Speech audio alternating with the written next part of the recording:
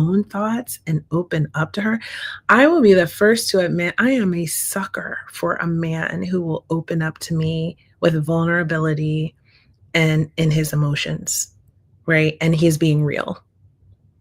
That will just win my heart every time, right? And someone who can hold space for my emotions, even when they're big, right? And they're not going to just run away and they're not going to feel overwhelmed.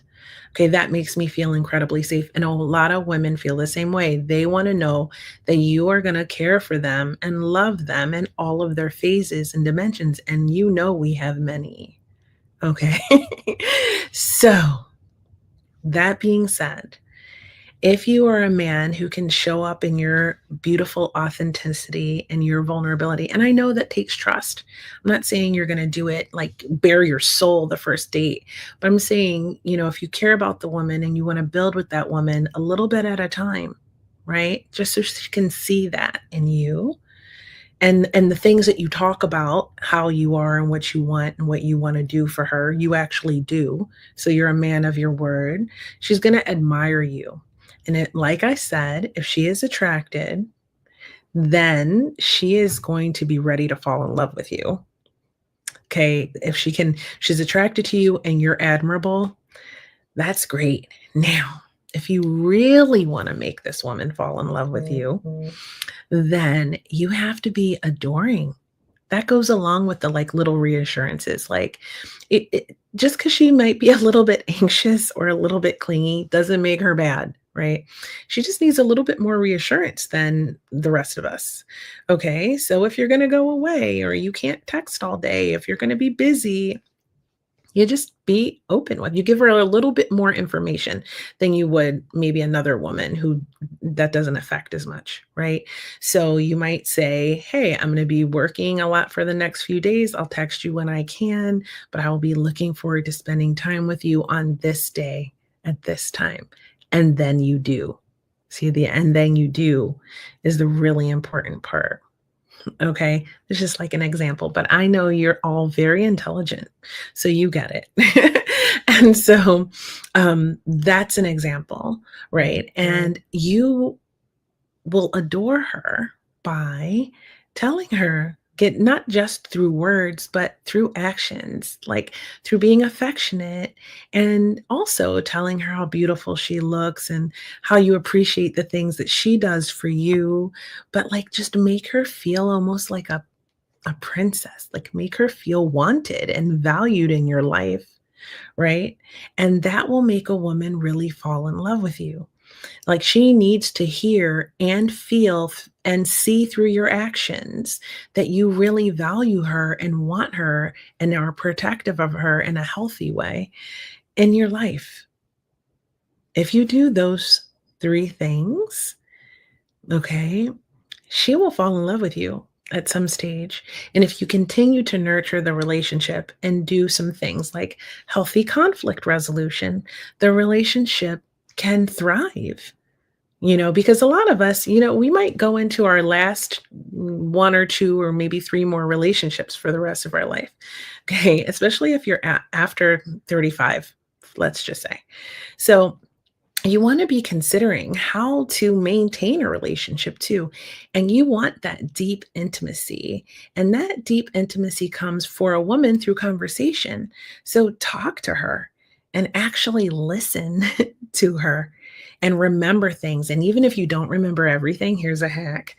Remember some things and then just bring it up to her again. And that will really make her feel like she's being heard and like really see her and like tell her like what you're seeing about her, right? Like it's not just about, oh, I know how you like your coffee, right? Or I know what to get you from the store. Those things matter. They do. But it's other things too, emotional things. So these deep conversations, all the cuddling, all the kissing. One of the favorite guys that I dated, it didn't work out with him, unfortunately, but one of these guys that I dated was not my type. He was not my type. He was cute, but he was not my type. Okay. And I dated him for a while too, for like a month or a little bit longer because he was so sweet and he was so affectionate. He wasn't just a nice guy, he was kind. That's how he showed up. And he listened to me and we had great conversations. But the icing on the cake, and he was protective and he made me feel safe, right? But he was so affectionate. He was always touching me. And some women, they don't like that. So you have to know the woman, right? You have to understand what she likes. But for me, he was always like caressing me or touching my hair. Like if my hair was messed up, he'd fix it for me. There's like those little gestures were so sweet. And I thought he was so adorable. So here's a bonus. If the woman adores you, she will love you and she will stay with you. She has to adore you. And for her to adore you is through those sweet gestures, through that physical touch. Women love oxytocin. That's our favorite chemical. Okay. We get it a lot through sex. Okay. But we also get it through cuddling. So, and touching and caressing and like kissing her on the face, on the head. Like it doesn't have to be sexual. Okay. It can be, but it doesn't have to be all the time. Right. So that is an important way for her to adore you. If you're talking these conversations, if you're remembering little things about her, if you're making her feel adored and appreciated, she's going to love you. And and especially if she's attracted to you. So if you're married right now and you happened upon this, or you just recently divorced and you realize, like, holy crap, I let myself go in that marriage, don't do it. This is your warning. Do not let yourself go just because you're married. Men and women alike, stay on your attractiveness game for the long haul. I'm sorry, you cannot drop it. You have to stay on it. It's self-love. Love yourself enough to look good to you, and you will look good to your partner. And if you don't feel good about yourself, you have to take action. You have to put a plan in place and actually take the steps, even if they're baby steps, little steps, to make yourself feel good and feel beautiful, sexy, hot, fit, whatever it is to you. You got to do it so that you can show your partner that you love yourself enough to do it, number one. And number two, that they will still continue to find you attractive. Because if they don't, the relationship's going to fail at some point. And if you're not feeling adored, or she's not feeling adored, that relationship's going to fail at some point, right?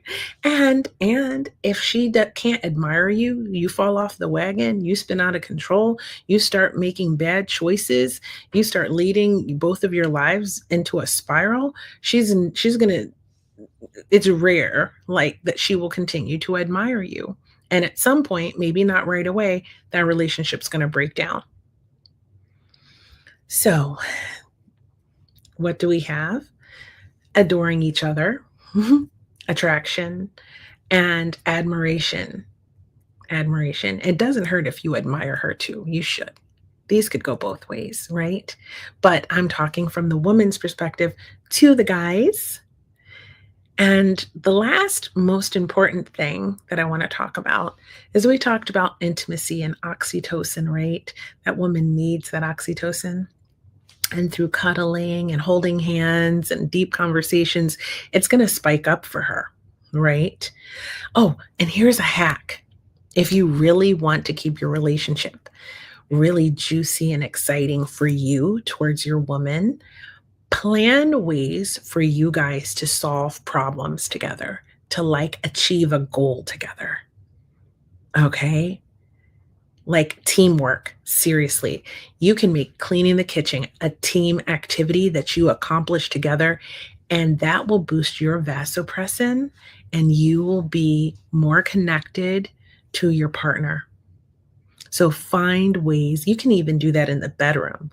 Like, we want to have like 7 orgasms. I'm going to give you 7 orgasms. Like, we're going to do it. And then you guys high five, and it's like a team effort, right? Like, do that. And it will be so good for you as a man. I promise. That's special for you.